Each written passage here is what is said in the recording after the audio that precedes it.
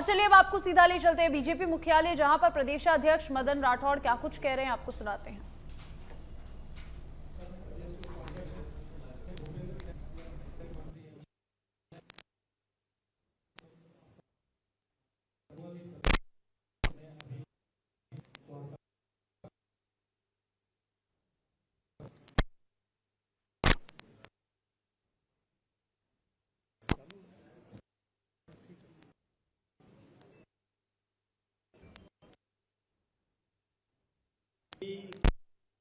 आप सबका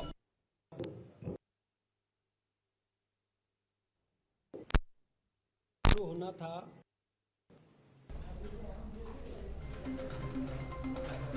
और प्रदेश अध्यक्ष मदन राठौड़ कर रहे हैं प्रेस वार्ता।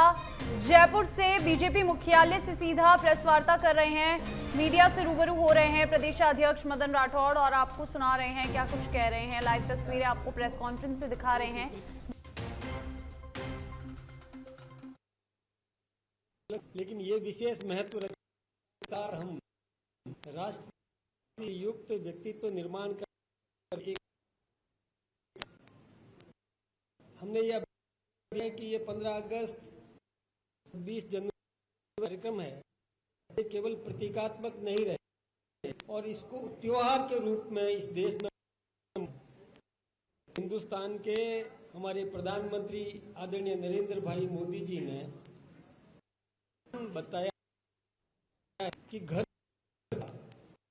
जाना है, इस प्रकार पैदा करना प्रकार से की और आज को हम उत्सव इस प्रकार से मनाएं कि सबकी में सन्निहित हो। सबसे पहले तो मैं बहुत बहुत धन्यवाद कि के सहयोग जो जागरण हमारा योगदान तो हम प्रधानमंत्री मोदी जी बार भारत बन सके और सोचता हूं कि इस योगदान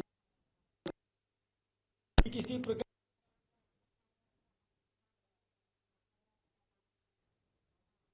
मुख्यमंत्री बने, राजस्थान में डबल इंजन की सरकार बनी, दोनों ने शानदार जानदार दोनों सरकारों ने जो बजट दिया, केंद्र सरकार ने राजस्थान को बहुत कुछ दिया, राजस्थान ने भी उसका पूरा उपयोग करके आम नागरिक के जीवन स्तर को ऊंचा उठाने में अपना योगदान दिया। इस प्रकार की बजट घोषणाएं उन्होंने की।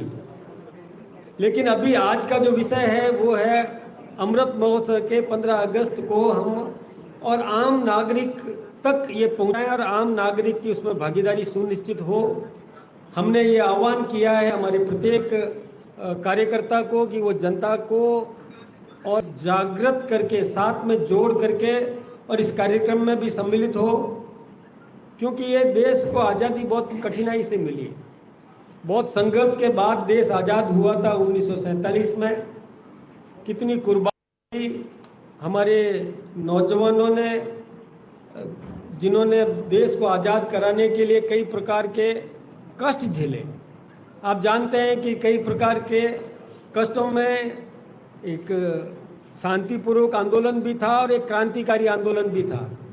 तो क्रांतिकारी आंदोलन में कईयों ने अपनी जान गंवाई, संघर्ष झेले, बहुत कठिन तपस्या की, जेलें भुगती और अंडमान निकोबार जैसे जहाँ काला पानी, वहाँ सिलोडर जेल में भी जिनको और सजा भुगतना पड़ा, ये सब आपने देखा होगा। और मैं सोचता हूँ कि मैं आप सब बहुत जागरूक हैं और आप अच्छी तरह से ये बात जानते हैं कि कितना कठिनाई से ये देश को आज़ादी मिली।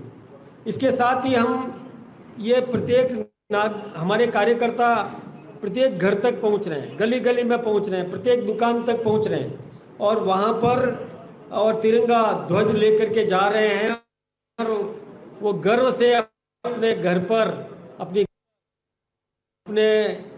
और कोई प्रतिष्ठान पर तिरंगा लगाएगा, गौरव का अनुभव करेगा। इसके साथ ही मैं एक बात और बताना चाहूँगा कि अभी 14 अगस्त को विभाजन विभीषिका भी हम उसकी गोष्ठियाँ भी आयोजित करें। विभाजन विभीषिका इसलिए कि आप सब जानते हैं कि 14 अगस्त को पाकिस्तान आज़ाद हुआ था और 15 अगस्त को भारत आज़ाद हुआ था और उस समय की स्थिति कल्पना कर सकते हैं। आज आप विचार करें कि उस समय क्या गुजरी होगी उन लोगों पर कि टेबल पर बैठ करके नक्शे में तो विभाजन कर दिया, लेकिन जो धरातल पर गांव था, जो बॉर्डर एरिया में आता था, उसको ये पता भी नहीं था कि मैं हिंदुस्तान में रहूंगा या पाकिस्तान में रहूंगा। वो गांव हिंदुस्तान में रहेगा या पाकिस्तान में रहेगा, उस गांव के नागरिकों को ये पता नहीं था। वहां पर कत्लेआम किया गया। उस समय आप एक कल्पना और करें कि आबादी का आदान प्रदान हुआ, तो आप कल्पना करें कि किसी ने अपना भवन निर्माण किया, अट्टालिका बनाई,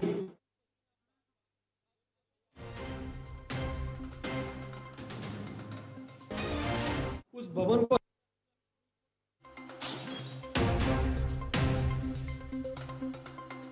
अभियान को लेकर दे रहे हैं जानकारी। जयपुर के बीजेपी मुख्यालय से जानकारी दे रहे हैं। आजादी के अमृत महोत्सव का अभियान चल रहा है, राठौड़ ने कहा। और बीजेपी प्रदेश अध्यक्ष मदन राठौड़ कर रहे हैं प्रेस वार्ता और हर घर तिरंगा अभियान को लेकर प्रेस वार्ता कर रहे हैं बीजेपी मुख्यालय से और लोगों को आज़ादी के पावन पर्व को लेकर जानकारी दे रहे हैं। बीजेपी प्रदेश अध्यक्ष अभियान को लेकर यहां पर लोगों से जानकारी साझा कर रहे हैं। आज़ादी के अमृत महोत्सव का अभियान चल रहा है। राठौड़ ने कहा सभी लोग इस महोत्सव के अभियान में शामिल हो, हर घर तिरंगा अभियान की पहल करें और अपने घर पे भी तिरंगा लगाएं। बीजेपी के हर घर तिरंगा अभियान को लेकर प्रेस वार्ता।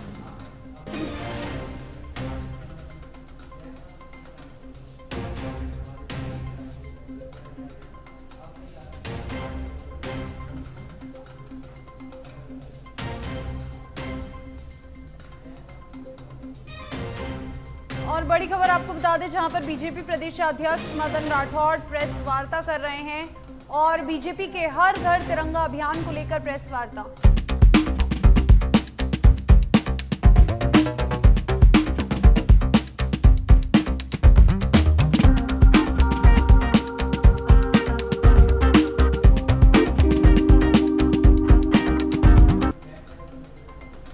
और बीजेपी प्रदेश अध्यक्ष मदन राठौड़ कर रहे हैं प्रेस वार्ता, बीजेपी मुख्यालय से प्रेस वार्ता कर रहे हैं।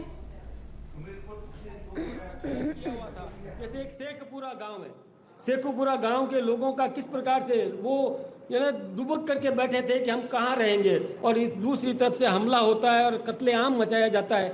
ऐसे कई गांवों की स्थिति बनी। ये विभाजन बीबीसी का भी हमको याद करने की जरूरत है और हमको बताने की जरूरत है कि हमको सावधान रहना है। इस देश के प्रति मर मिटने की तमन्ना लेकर के हमको खड़ा होना है। फिर से कभी कोई ऐसी दुर्दांत स्थिति नहीं बन सके।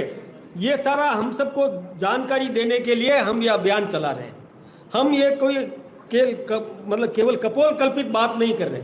आप सबको पता है कि आजकल क्या हो रहा है बांग्लादेश में। ये सब आप कल्पना कर सकते हैं क्या स्थितियां बन रही है।